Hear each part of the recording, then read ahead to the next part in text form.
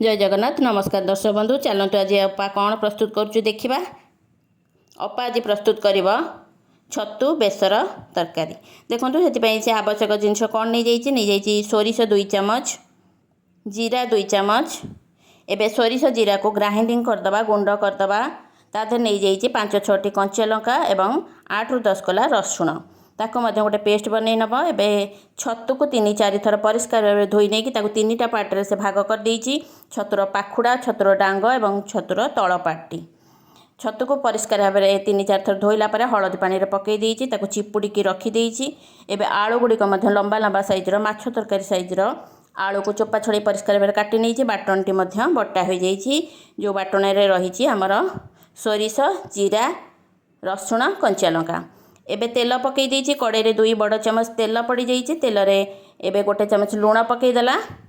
लूण पकेबा परे एबे छतु गुड़िक चिपुड़ी चिपुड़ी करी अपा केमती पकाउछि देखंतु। छतुरे एक्स्ट्रा पानी गुड़िक रही जाई थाए जा फल रे आमे जेतेबेले कड़े रे पकाउ सेतेबेले पानी गुड़िक बहुत बाहरी जाए। तेणु छतु को पकेला बेले ताको भल भाबरे चिपुड़ी करी पकांतु।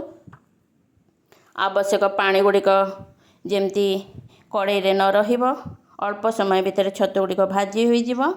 देखो चिपुड़ी चिपुड़ी के अपा पकई नेला छतु गुड़िक कड़े रे एबे ताको भाजी नबा टिके।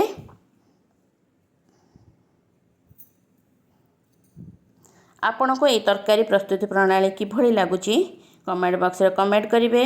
चैनल को लाइक करिवे सब्सक्राइब करिवे। एबे आलू ऊपर दे देइची आधा चामच लूण टिके हलदी आलू सहित या गोले नबा। छतु ऊपर मध्य दे देइची सेही बळी हलदी लूण एवं बाटण सहित मध्य लूण हलदी मिश्रित हो जाइछि जा फल रे ए सोरिष बाटणरू राइया बास्नाटा आसबनी। देखंतु एबे छतु गुड़े को हल्का भाव भाजी नबा। छतु गुड़े एक्स्ट्रा पानी गुड़े को देखंतु किभली भाव बाहरी आसलानी ताको गोटे साइड कर नहीं अपा। पानी गुड़िक कमीगला पर छतु गुड़िक एबे भाजी गला एवं ताको बाहर कर नबा गोटे प्लेट रे। एबे कड़े खाली करदबा से कड़े रे प्रस्तुत करवा तरकारी यही भाव में प्रस्तुत करंतु तरकारी जमती आपण यही तरकारी छतु तरकारी पूरा माछ तरकारी स्वाद पाइबे। देखंतु कड़े एबे खाली जाइए एबे देदेला 1 चामच चीनी चीनीटू रंग एबे बाहरी आसीबो सुंदर भाव में रंगटी बाहरी आसिलानी। देखंतु एबे आधरे देदबा कटा होई परिष्कार भाव रही आलू किछि फुटण मध्य आगु देदेला। फुटणटी एबे देखंतु फुटी आसिलानी।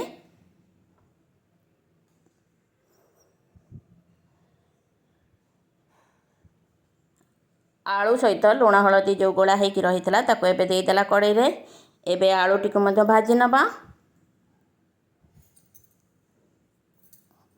देखंतु आलूटी भाजी होई आसिलानी तादरे देदेला बाटिकी रखिथिबा मसला एवं लंका गुंड आधा चामच। जेहेतु आमे आगुरु 5टी कंचा लंका नहीं तेणु आपणकर खाइबा स्वाद अनुसार आपण लंका गुंड नेबे।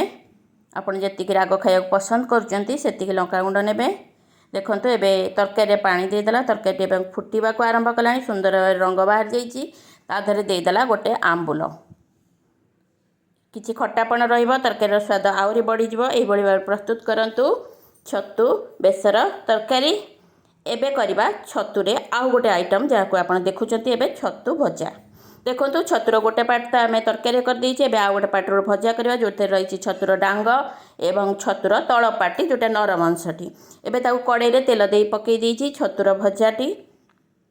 देखंतु छतुटी भाजी हो गलानी सुंदर भाव में भाजी हो गलानी ताको एबे बाहर कर नबा। छतुर डांगटी एवं एटा छतुर तळ पार्टी जोटा नरम अंश थाए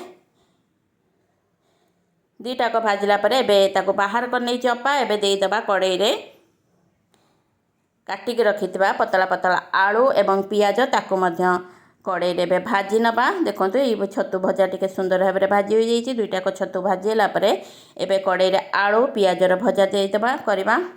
देखंतु आलू पियाज संपूर्ण भाव में टिके टिके भाजी हो आसिलानी तादरे देदेला भाजी हो रही छतु एवं किछि लंका गुंड देदबा आधा चामच खंडे लंका गुंड। ये छतु आलू पियाज लंका गुंड ताको ओल्टा पाल्टा कर मिसई देछि देखंतु केते सुंदर रंग बाहरी आछि ए भजारू आपण ए छतुरु दुईटी प्रस्तुति प्रणाली देखिले गोटे रहितला छतु बेसर तरकारी एवं अन्यटी छतुर भजा देखंतु अपा एबे खाई बसला अपा तो कहबो ए तरकारीर स्वाद कोन लागिछि आपण मध्ये एई भली भाबे प्रस्तुत करंतु एवं कहंतु ए तरकारीर स्वाद आपण प्रस्तुत करी खाइला बेले किभली लागुछि कमेंट बॉक्स रे कमेंट करिवे चैनल को लाइक करिवे निश्चय भाव में यही भाव में छतु तरकारी प्रस्तुत करूँ निश्चय भाव स्वाद आप अधिक भल पाइबे। धन्यवाद नमस्कार दर्शक बंधु।